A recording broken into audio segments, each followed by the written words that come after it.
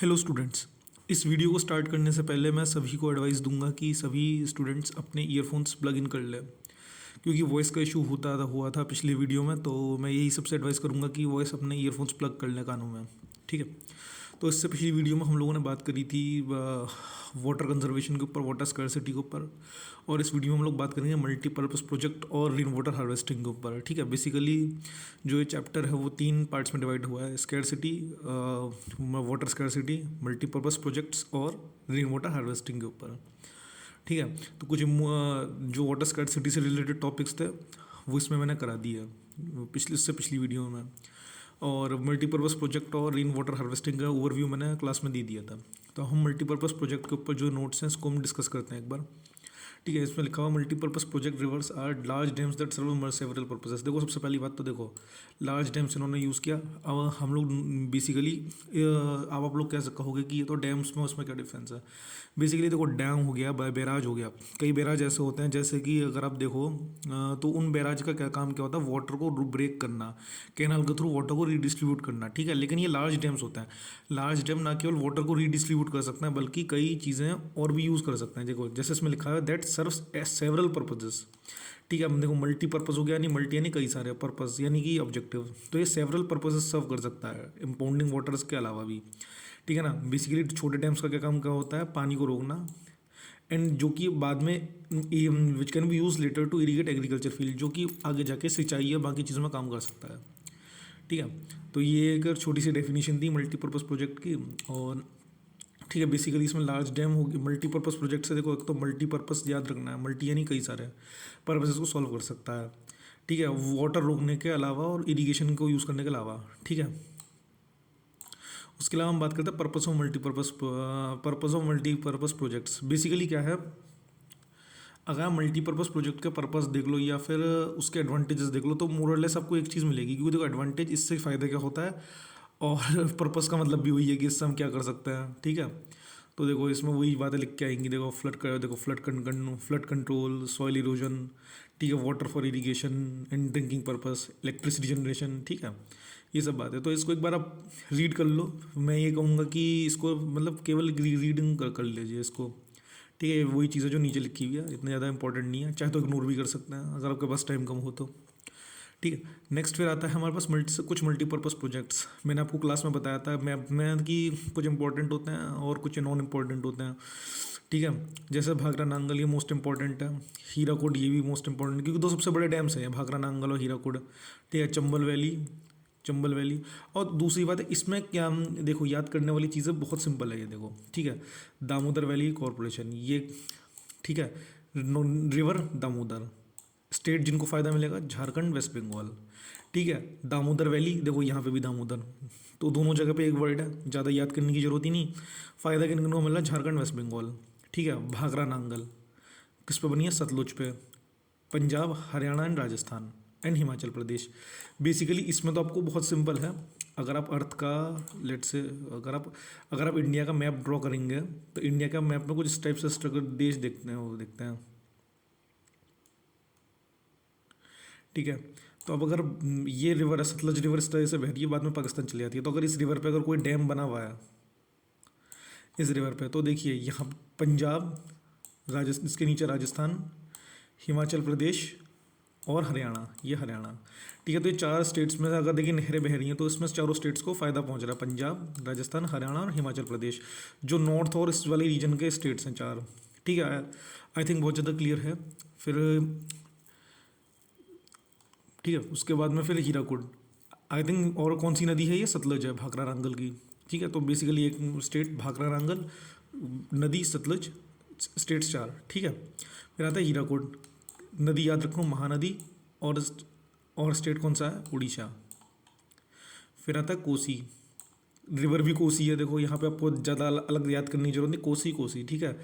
State है बिहार और neighbouring country Nepal. ठीक है। बेसिकली बिहार और नेपाल याद रखना आप। चंबल वैली बेसिकली, और नदी कौन सी, चंबल। यहाँ पे भी आपको देखो नदी भी अलग याद नहीं करनी। बेनिफिशियरी स्टेट कौन सा, मध्य प्रदेश और राजस्थान। ठीक है। तो आई थिंक मल्टीपर्पज़ प्रोजेक्ट, मैंने केवल, मुझे नहीं बता रहा था मल्टीपर्पज़ प्रोजेक्ट, मैंने आपको पहले ही बता दिया क्या होते हैं। बस बेसिकली मल्टीपर्पज़ प्रोजेक्ट कौन कौन से मेन इंपॉर्टेंट प्रोजेक्ट्स कौन कौन से हैं, उनकी कौन कौन सी रिवर्स में हो और कौन कौन से स्टेट्स को फ़ायदा पहुंचा रहे हैं। तो ठीक है, आई थिंक ये सारे आपके हो गए। बट एक बार देख लीजिए इनके बेनिफिशियरी स्टेट्स, ये वन लाइनर में पूछ लिए जाते हैं, 1 मार्क वाले क्वेश्चंस में इंपॉर्टेंट होते हैं। लेकिन हाँ, ऐसा भी कई बार होता है कि सिंपल क्वेश्चंस को भी कॉम्प्लेक्स बड़ा बना करके बोर्ड दे सकता है। जैसे अगर आप मुझसे पूछो किसी एक साउथ इंडियन पॉलिटिकल पार्टी, आपके चैप्टर नंबर एक चैप्टर है डेमोक्रेटिक पॉलिटिक्स में, पॉलिटिकल पार्टीज़, ठीक है, पॉलिटिकल पार्टीज़ के ऊपर क्वेश्चन आता है कई बार। तो एक बार क्वेश्चन नॉर्मली उनकी फंक्शनिंग के ऊपर आता है, नाम वाम कोई पूछना नहीं, अगर पूछना तो 1 नंबर में पूछते हैं, ठीक है। लेकिन एक बार क्या हुआ था, जब मैंने बोर्ड का एग्जामिनेशन दिया था तो उसमें साउथ इंडिया की जो मेन पार्टीज़ थी उनका नाम पूछ लिए गए थे, साउथ इंडिया की, नॉर्थ इंडियन मतलब सेंट्रल इंडिया की नहीं, नॉर्थ इंडिया की नहीं, केवल साउथ इंडिया की, और वो 5 मार्क का क्वेश्चन था।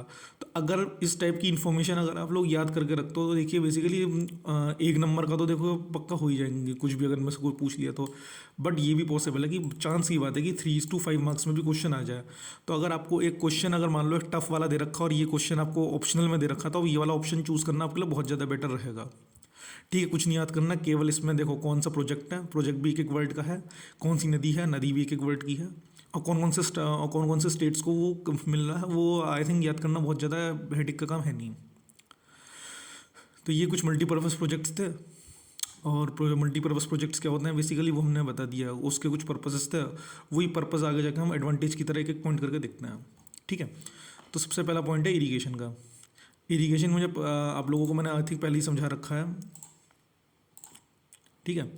इरिगेशन वाला पॉइंट किस तरीके से जो डैम है बेसिकली काम क्या करता है, इस तो देख लेते हैं एक बार।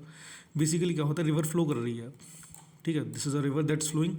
अब रिवर में क्या हो रहा है, ये बाढ़ आती है, तो बाढ़ में जो आसपास जो घर बने हुए होते हैं तो पानी वहाँ तक भर जाता है, ठीक है। बाढ़ का पानी, पानी को ज़्यादा जगह चाहिए चलने के लिए, तो जो आसपास के घर हैं वो भी डूब जाते हैं।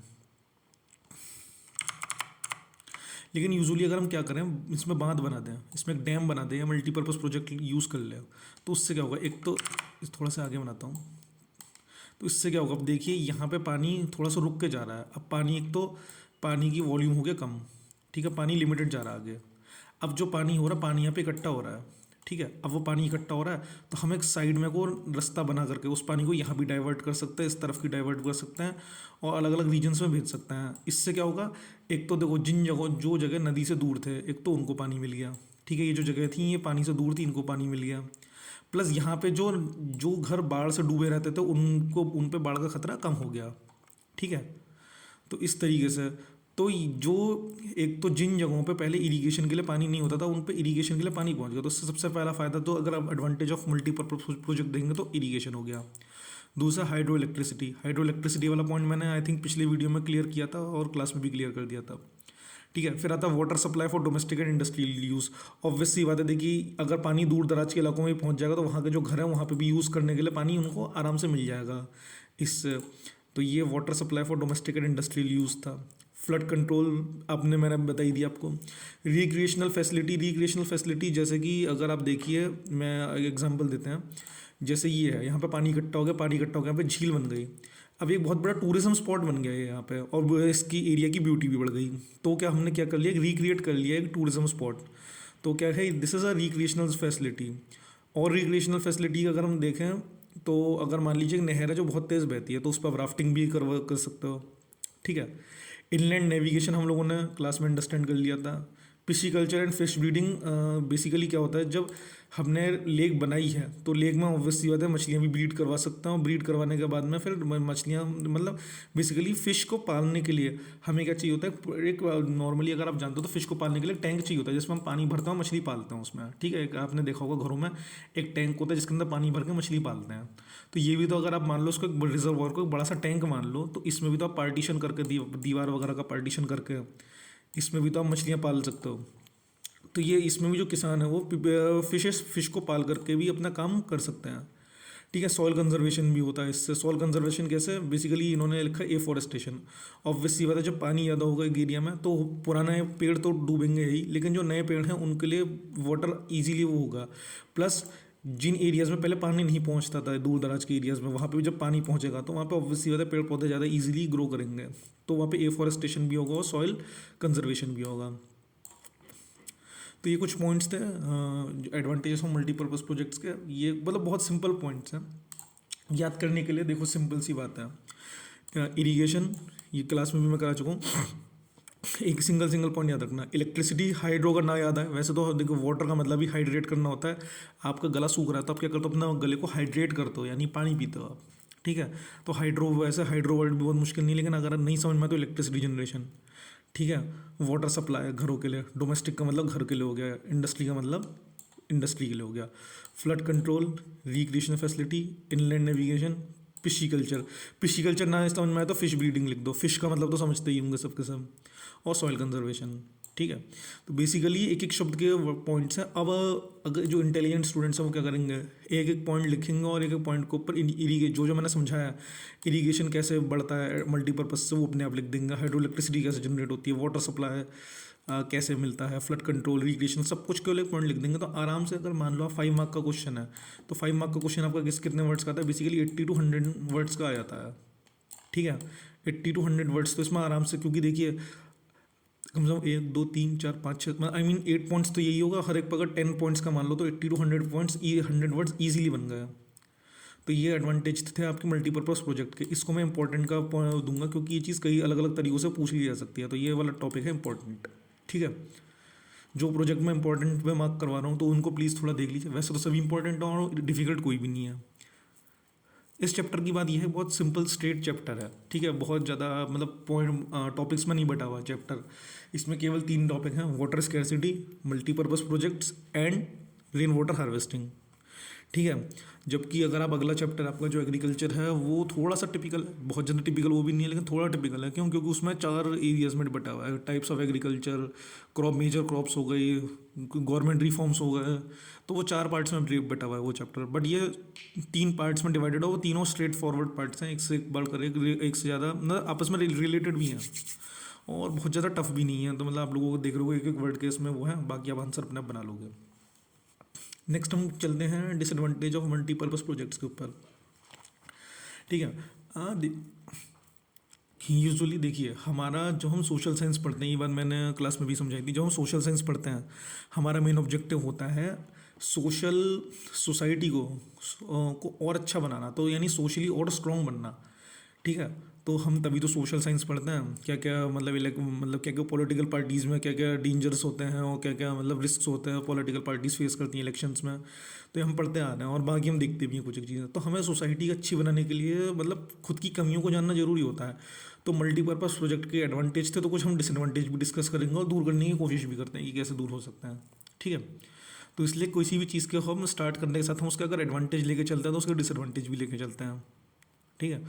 अब अगर हम देखें डिसएडवांटेज ऑफ मल्टीपर्पज़ प्रोजेक्ट के, तो इसमें लिखा है their failure to fulfil their basic objects like flood control and the disadvantage resulting out of building such projects, ठीक है। बेसिकली होता क्या है, आप अगर जैसे डैम है, ये दिस इज़ अ डैम, ये डैम बना हुआ है। अब अगर मान लो ये फ्लड नहीं रोक पा रहा है तो इसका ऑब्जेक्टिव, अगर मान लो आगे के घरों के, इन घरों के लिए अगर हम बात करें तो इन घरों के लिए इसका सबसे ज़्यादा ऑब्जेक्टिव क्या था, फ्लड कंट्रोल का। अब अगर मान लो ये डैम किसी वजह से नहीं रोक पाता, लेट से डैम की कैपेसिटी है मान लो समथिंग है, मान लो डैम की कैपेसिटी है 1000 क्यूसेक वाटर मान लीजिए, ठीक है। और पानी हर बरसात में 1000 को पार करने के लिए लेट से 1300 के अराउंड आता है मान लीजिए। मैं एक बहुत थोड़ा रफ एस्टिमेट दे रहा हूँ, ये लिखना नहीं है आपको एग्जाम में, मैं फिर भी समझा रहा हूँ। तो मैं मतलब इनके मतलब कहने का मतलब ये है, इस रिजर्वायर की वाटर होल्डिंग कैपेसिटी है, इससे अगर ज़्यादा पानी आएगा तो डैम टूट जाएगा। और डैम को टूटने से बचाने के लिए इनको क्या करना पड़ता है, डैम के जो इमरजेंसी गेट्स हैं वो खोलने पड़ते हैं। यानी पानी बहुत हैवी वॉल्यूम में उनको बहाना पड़ता है पानी डैम से, क्योंकि डैम में क्या करता है पानी को रोकता है ये, जिससे पानी यहाँ पे इकट्ठा होता है। लेकिन जब बहुत ज़्यादा बारिश होती है, बहुत ज़्यादा पानी इकट्ठा होता है तो इनको पानी को बहाना भी पड़ता है। अब जब ये बहुत ज़्यादा पानी बहाएंगे, ठीक है, तो बेसिकली जिन एरियाज़ में फ्लड का खतरा पहले भी था वो अब भी बना हुआ है। तो बेसिकली ये एक फेलियर है जिसमें मतलब हम लोग बेसिकली फीचर पढ़ते हैं फ्लड कंट्रोल का, जैसा हम पढ़ते हैं। तो अगर ये फेल हुए हैं बेसिक देयर फीचर, तो देखो इसमें लिखा हुआ है their feature failure to fulfil the basic objective like flood control and disadvantage, ठीक है, resulting out of building such projects, ठीक है। अब आप देखो इस उससे डैम्स है, इस एरिया का फ्लड जो है वो रुकना था, वो नहीं रुका।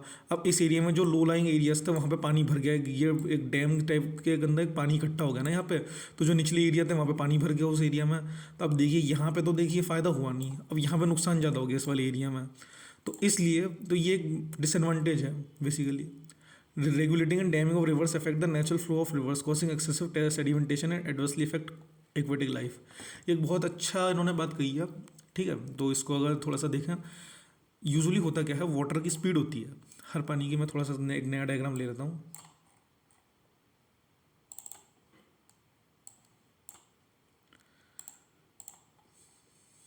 ठीक है। पानी की एक अपनी स्पीड होती है, मान लीजिए ये रिवर है, इसकी एक अपनी स्पीड है, ठीक है। अब इसमें क्या होता है, कोई भी कंकड़ पत्थर या न्यूट्रिएंट्स होते हैं या फिर कोई भी सॉइल पार्टिकल्स होते हैं वो बहते हुए चले जाते हैं हाई स्पीड में, क्योंकि इसकी स्पीड है बहुत ज़्यादा रिवर की। लेकिन अब क्या होता है, अब इसमें डैम बनता है। अब डैम बनता है तो पानी की, हमने पता है ना, हमने तो पानी को रोक दिया, तब पानी थोड़ा रुक के आ रहा, तो यानी अब इस रिवर की स्पीड क्या हो गई, बहुत ज़्यादा कम, क्योंकि पानी के जो अमाउंट है वो है कम, ठीक है। पानी का अमाउंट है कम, तो इसकी स्पीड कैसी हो गई, कम हो गई स्पीड पानी की। तो अब एक बार बताइए, पानी की स्पीड कम हो गई तो जो कंकड़ पत्थर बहुत तेज़ी से बहते तो वो यहीं यहीं के तलों पे, इसी के जो बेस है रिवर पे, यहीं पे इकट्ठा होना स्टार्ट हो जाएंगे। तो सेडिमेंटेशन, चाहे वो पत्थर हो चाहे वो सॉइल हो, उसका बढ़ जाएगा। सेडिमेंटेशन बढ़ जाएगा तो उससे जो वहाँ पे जो जो फिशेज़ और वो सब जो प्लांट्स वगैरह जो भी एक्वेटिक लाइफ है वहाँ की, वो क्या होगी, अफेक्ट होगी, ठीक है। तो ये चीज़ एक बहुत इंपॉर्टेंट पॉइंट है। ये वो बेसिकली फ्लड कंट्रोल का फेलियर एक पॉइंट था, और ये इफेक्ट ऑफ एक्वेटिक लाइफ हो सकता है। क्यों?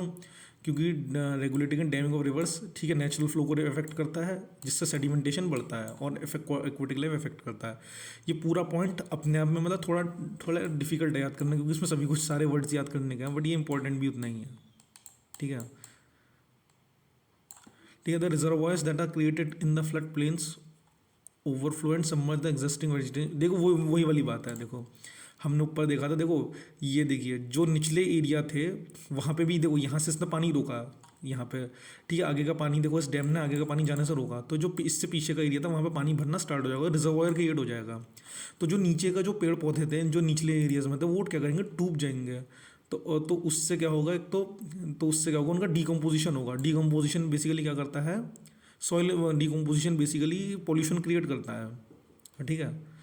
तो एक ये वाला पॉइंट भी एक इम्पॉर्टेंट पॉइंट है, ठीक है। क्योंकि देखिए ऑब्वियस सी बात है, अब देखिए अब जब वहाँ के निचले इलाके डूबेंगे, ठीक है, डैम के पीछे के निचले इलाके डूबेंगे, तो जहाँ पे जो लोग रह रहे हैं वहाँ पे भी पानी भर जाएगा, तो लोगों को भी फिर शिफ्ट होना पड़ेगा या फिर डिस्प्लेस होना पड़ेगा। ये भी एक बहुत बड़ा खतरा है, ठीक है। Excessive use of water over irrigation account of this project leads to land degradation cause, ठीक है, ये अलग पर्पज़ है ये। इसमें लिखा है कि जब पहले तो लोगों के पास देखिए पानी नहीं होता तो लोग हिसाब से खर्च करते हैं, लेकिन जब लोगों के पास बहुत सारा पानी मिल जा रहा है, लेकिन देखिए जैसे नहर बन गई, ठीक है, ये नहर बन गई और ये नहर बन गई और ये नहर बन गई, ठीक है, इस डैम से। पहले तो लोगों के पास पानी कम था तो लोग हिसाब से खर्च करते थे, अब लोगों के पास मतलब पता है कि पानी तो रेगुलरली आ ही रहा है, मतलब कंटिन्यूसली आ रहा है, तो उसको बेहिसाब तरीके से खर्च कर रहे हैं। तो ये एक मेजर डिसएडवांटेज बन सकता है, तो excessive use of water over irrigation, ठीक है, जिससे क्या होता है, लैंड डिग्रेडेशन और वाटरबोर्न डिजीजेस, ठीक है। तो ये बेसिकली ये सारे पॉइंट्स थे, 5 पॉइंट्स थे। तो मैं इस पूरे टॉपिक को देखिए डिसएडवांटेज वाला पार्ट है, तो मैं इतना कहूँगा कि इसकी इंपॉर्टेंस जैसे ये तो बहुत ज़्यादा इंपॉर्टेंट है, एडवांटेज ऑफ मल्टीपर्पज़ प्रोजेक्ट ये थोड़ा इंपॉर्टेंट है, तो इसको मैं सब इंपॉर्टेंस तो दूंगा इसको।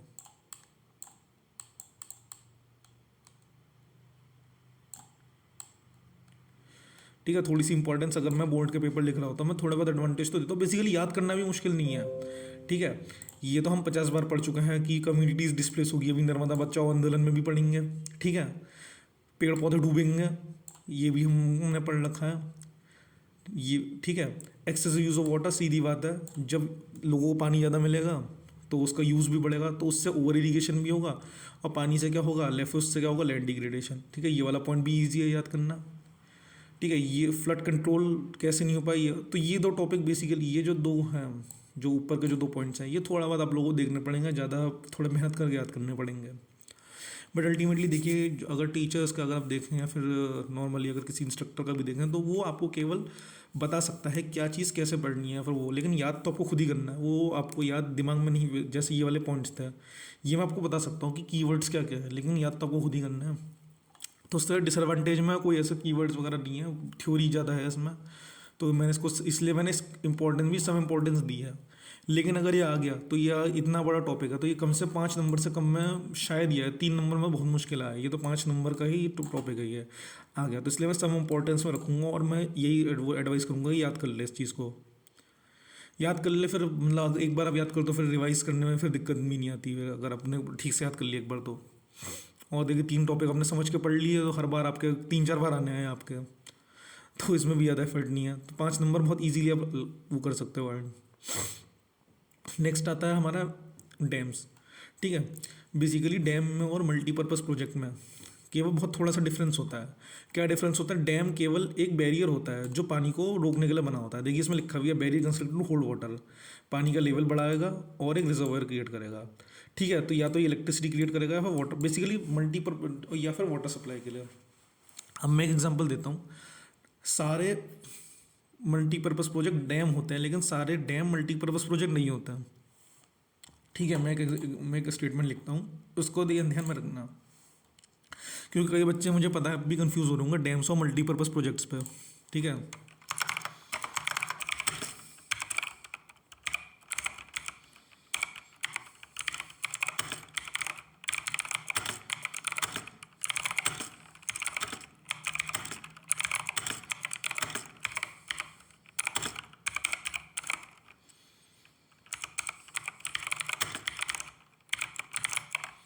ठीक है, all multipurpose projects are dam but all dams are not. ठीक है, बट वाले पार्ट को बीच में लिख देते हैं। ठीक है, सारे मल्टीपर्पज़ प्रोजेक्ट जो होते हैं वो डैम होते हैं लेकिन सारे डैम अब इसका एग्जांपल लेता हूँ। ठीक है, अब मान लीजिए एक मल्टीपर्पज़ प्रोजेक्ट है, बहुत बड़ा डैम है। ठीक है, तो वो मल्टीपर्पज़ प्रोजेक्ट भी हो उसको हम डैम भी कह सकते हैं क्योंकि वो सारे काम कर रहा है ये। लेकिन अगर एक छोटा डैम है तो ये हो सकता है कि वो पानी को केवल इरिगेशन के लिए यूज़ करने के लिए हो, वो इलेक्ट्रिसिटी जनरेशन हो सकता है ना कर पाए, कर भी अगर बड़ा डैम है तो डैम तो है ही, साथ में मल्टीपर्पज़ प्रोजेक्ट भी है। ठीक है, लेकिन अगर छोटा डैम है तो केवल डैम है, वो मल्टीपर्पज़ प्रोजेक्ट नहीं है। तो यहाँ पे हमारा जो all dams are not multipurpose project, यानी जो छोटे डैम्स होते हैं वो मल्टीपर्पज़ प्रोजेक्ट्स नहीं होते हैं। जबकि जो बड़े मल्टीपर्पज़ प्रोजेक्ट्स होते हैं वो बड़े, जबकि जो सारे मल्टीपर्पज़ प्रोजेक्ट्स होते हैं वो बड़े डैम्स ही होते हैं जो सारे चीज़ें फुलफिल करें। ठीक है, तो ये वाली बात का ध्यान रखना, जो छोटे डैम होते हैं वो मल्टीपर्पज़ प्रोजेक्ट नहीं होते हैं। ठीक है, तो एडवांटेज ऑफ डैम बेसिकली ये वही है जो ऊपर हम लोगों ने इस चीज़ में पढ़ा। ज़्यादा बार बार एक ही चीज़ याद हम नहीं करेंगे तो इसको मैं मना करूँगा ये पढ़ने के लिए। ठीक है, एक क्वेश्चन है, why Jawaharlal Nehru proclaim dams at the temples of modern India. ठीक है, तो ये जो है इसको अगर आप देखें तो ये 1 मार्क में आ सकता है, पूछा जा सकता है, या फिर 3 मार्क में पूछा जा सकता है। तो बेसिकली देखो ये प्रोजेक्ट से होता क्या है, देखो इसमें लिखा these projects integrate the development of agricultures with industries therefore Nehru ji called them temples of modern India. ठीक है, एक लाइन का आंसर है और मुश्किल भी नहीं है। बेसिकली क्या है, एक चीज़ याद रखना। ठीक है, एक तो वर्ड याद रखना इंटीग्रेट। ठीक है, और development of agriculture with industries. ठीक है, और देखो और therefore called temples of modern India, ये भी ऊपर वाले वर्ड आ गए। ठीक है, नेहरू। ठीक है, तो बेसिकली आपको देखो एक इंटीग्रेट और development of agriculture with industries, ये देखो एक ये और एक इतना, तो जो बातें याद रखनी है उतनी बात बस केवल। और किसको कहा है more temples of modern India? Dams को। तो डैम्स तो ये इस तरीके से बन सकना, तो dams integrate development of agriculture industries. ठीक है, और इसलिए उन्होंने टेम्पल्स ऑफ मॉडर्न इंडिया कहा, सिंपल। तो आपको याद रखने के लिए देखो जो येलो में मार्क्ड है आपको केवल वही वो याद रखना है इसमें बस। ये टॉपिक भी हमारा फिनिश हो गया। ठीक है, why are dams now referred as multipurpose projects. एक जैसी चीज़ बार बार नोट्स में मेंशन्ड है। ठीक है, advantage of multipurpose project, advantage of dams, और डैम मल्टीपर्पज़ प्रोजेक्ट क्यों है, हमने बहुत बार चीज़ डिस्कस कर ली। ठीक है, बहुत बारी चीज़। ठीक है, प्रोमोट टूरिज्म, ये भी हो गया हमारा। वाटर कंजर्व करने के लिए, वेजिटेशन के लिए, ये भी हो गया। Flood control, irrigation, generation, electricity, ये भी हो गया। ठीक है, तो basically why dams are now referred as multipurpose project, क्योंकि देखो पहले देखो इस चीज़ के लिए हम लोग पहले क्या करते थे, पहले तो देखो डैम्स की अब डेफिनेशन लिखते हैं। ठीक है, पहले डैम केवल पानी को पानी को रोकने के लिए और एक उसके वाटर सप्लाई के लिए यानी इरिगेशन के लिए यूज़ होता था। अब वो इरिगेशन के साथ साथ और कई चीज़ों के लिए यूज़ हो सकता है, इसलिए अब जो है डैम को मल्टीपर्पज़ प्रोजेक्ट कहते हैं। इस चीज़ को आप पॉइंट में लिखना, पैराग्राफ में मत लिखना।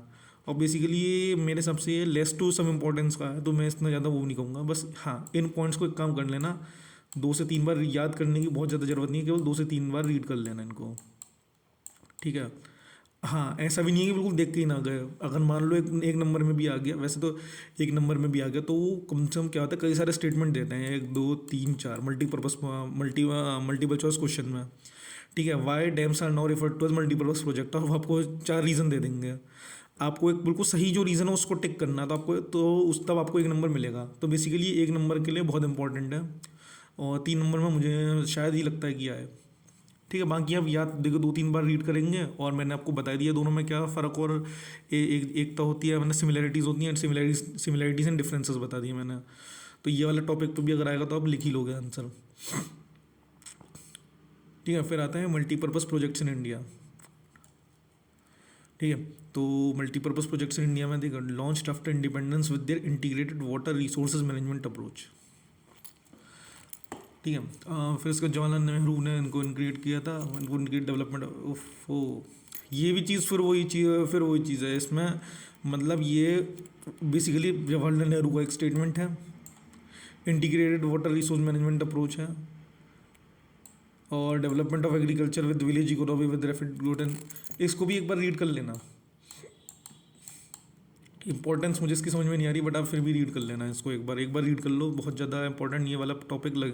और दूसरी बात है, ये इतना मतलब एनसीईआरटी में मतलब इतना वो है भी नहीं, कि देखिए जवाहरलाल नेहरू का स्टेटमेंट है एनसीईआरटी में, ठीक है। और ये बेसिकली है क्या, इसको चलो अगर स्टडी भी करें तो एक तो जवाहरलाल नेहरू वाला स्टेटमेंट आपको पता ही है क्या, टेम्पल्स ऑफ मॉडर्न इंडिया, ठीक है। एक तो इंडिपेंडेंस के बाद लॉन्च हुए थे, और दूसरा integrated water resource management approach, ठीक है। एग्रीकल्चर को, विलेज इकोनॉमी को, इंडस्ट्रियलाइजेशन और अर्बन इकोनॉमी, ठीक है। बेसिकली वही बात है, अल्टीमेटली जवाहरलाल नेहरू का एक स्टेटमेंट था, उसी के ऊपर उन्होंने इतने 3 पॉइंट्स का वो बना दिया। तो बेसिकली हाँ, इस चीज़ के लिए अच्छा है कि अगर मान लो ये वाला टॉपिक जो वाई जवाहरलाल नेहरू वाला 1 नंबर में आया, तो आप ये वाला स्टेटमेंट लिख दो, ये वाला स्टेटमेंट चूज़ कर लेना, उसमें 4 5 ऑप्शन में से। लेकिन अगर 3 नंबर में आया तो वो इस चीज़ की तरह, इस तरीके से आप इसको पॉइंट बना के लिख सकते हो आप, ये एक अच्छा आप लोगों के लिए, मैं तभी कह रहा हूँ याद, इस वाले टॉपिक को, या इस चीज़ को याद करना, रीड कर लो अच्छे से, और हो सके तो 2 3 बार रीड कर लेना जब आप रीड करने बैठो तो, ठीक है। बेसिकली इसमें कई चीज़ें बार बार रिपीट हो रही हैं, आपको लग रहा होगा कि मैं क्या बोल रहा हूँ, बट ऑनेस्टली देखो, एडवांटेज ऑफ डैम वही चीज़ है जो ऊपर एडवांटेज ऑफ मल्टीपर्पज़ प्रोजेक्ट है, घूम फिर के वही चीज़ कर रहे हैं। क्लास में भी इसलिए जो इन टॉपिक्स को पढ़ाने में ज़्यादा मेहनत नहीं पड़ती, क्योंकि घूम फिर कर वही बातें बार बार रिपीट करते हैं। फिर नेक्स्ट आता है हमारा नर्मदा बचाओ आंदोलन। मैंने इस टॉपिक में, इसमें इतना इन लोगों ने, अगर आप नोट्स को उठा के देखें तो नोट्स में बहुत कम लिखा हुआ है। इस नोट्स के कंपैरिजन में अगर आप क्लास का मेरा कंटेंट देखेंगे तो वो बहुत ज़्यादा था। फिर भी क्योंकि नोट्स में है तो मैं एक बार को ब्रीफ कर देता हूँ क्या क्या है इसमें। मूवमेंट अगेन देखो, सबसे पहले याद करने का मैंने तरीका बताया था स्टूडेंट्स को, ठीक। एक तो आंदोलन का नाम नर्मदा बचाओ आंदोलन, आपको पेपर में मिल जाएगा। किसके ऊपर है, अगेंस्ट किसके खिलाफ है, अगेंस्ट सरदार सरोवर डैम। कौन सी नदी, नर्मदा नदी, कहाँ पे, गुजरात में, ठीक है। इसको एक बार हाईलाइट ही कर लेते हैं, ठीक है। कौन सा डैम, सरदार सरोवर डैम के खिलाफ, ठीक है। कहाँ पे, नर्मदा नदी, कौन सी नदी, नर्मदा नदी, कहाँ पे, गुजरात में, ठीक है। क्या है ये, मूवमेंट है, मूवमेंट है, आंदोलन है। ये वर्ड आंदोलन को इसको याद रख लेना, आंदोलन का मतलब विरोध, ठीक है, और विरोध मतलब मूवमेंट, ठीक है। एक एनजीओ के बारे में स्टार्ट किया गया था। एनजीओ क्या थी, क्या कौन थी, मैंने क्लास में डिस्कस किया था, ठीक है। किन किन लोगों को इसने इन्वॉल्व किया था, ट्राइबल पीपल, फार्मर्स, इन्वायरमेंटलिस्ट और ह्यूमन राइट एक्टिविस्ट, ठीक है। तो बेसिकली देखो, वर्ड सी पे फोकस करना। पहले शुरुआती फोकस इसका क्या था, original focused on environmental issues, ठीक है, ठीक है। जो पेड़ जो पानी के अंदर डूब जाएंगे, मैंने आपको बताया था, पेड़ और बाकी जो वेजिटेशन थी, वो कोई भी डैम बनता है तो उससे पहले के जो जितने भी होते हैं, जैसे डैम बन गया, इससे पहले मान लो यहाँ पे पेड़ वेड़ थे, तो पानी का लेवल उठेगा तो पेड़ वेड़ सब डूब जाएंगे इसके पीछे के, ठीक है। तो वही चीज़ थी कि जो पेड़ वेड़ होंगे तो वो डूब जाएंगे, तो उससे इन्वायरमेंटल इशू होगा, तो उस चीज़ के लेकर था स्टार्टिंग में। बाद में इसका जो फोकस था वो किस पे हो गया, full rehabilitation of displace people. अब देखो बात क्या थी, बात थी कि पहले ये था कि हम बनने ही, इस सरदार सरोवर डैम को बनने ही देंगे। क्यों बनने नहीं देंगे, क्योंकि इससे एनवायरनमेंट का नुकसान होगा, पेड़ वेड़ सब डूब जाएंगे पानी के अंदर, ठीक है। अब डैम बन गया, डैम बन गया, अब डैम को बनने से तो रोक नहीं पाए, लेकिन जो पी इससे पहले जो लोग रहते थे, जिनके घर और बाकी जो एरियाज थे वो पानी के अंदर डूब गए, अब उन लोगों को पूरा मतलब पुनर्वास करवाने के लिए, यानी फुल रिहेबिलिटेशन करवाने के लिए, यानी कि उनको घर दिलवाने के लिए फिर ये मूवमेंट चलता रहा आगे भी। मतलब डैम बनने से पहले भी मूवमेंट चलता रहा बेसिकली, अब डैम बनने के बाद भी। ठीक है। इस नर्मदा बचाओ आंदोलन में मैंने और भी बहुत चीज़ें कराई थी। तो जो क्लास के नोट्स थे, क्लास में जो जो स्टूडेंट्स आए थे उनसे नोट्स मांगे जा सकते हैं। अदरवाइज़ इस चीज़ को आप याद कर लो, ये इंपॉर्टेंट है, ये इसकी इंपॉर्टेंस बहुत अच्छे लेवल पे है, तो मैं इसे इंपॉर्टेंस बोलूँगा। ठीक है, ये इंपॉर्टेंट टॉपिक है। और ठीक है, ये आज हमारे जो ये वाली जो वीडियो थी ये हम लोगों की उस पर है, मल्टीपर्पज़ प्रोजेक्ट पे। रेन वाटर हार्वेस्टिंग इसका पार्ट नहीं है। ठीक है, मल्टीपर्पज़ प्रोजेक्ट्स में ऊपर हम लोगों ने इंडिया के अंदर क्या क्या थे ये हम देखें। नर्मदा बचाओ आंदोलन जो था एक डिसएडवांटेज को बेसिकली गिनाता है। ठीक है, तो वो ये था रेन वाटर हार्वेस्टिंग, और इसके तरीके जो थे इसको हम नेक्स्ट वीडियो में डिस्कस करेंगे।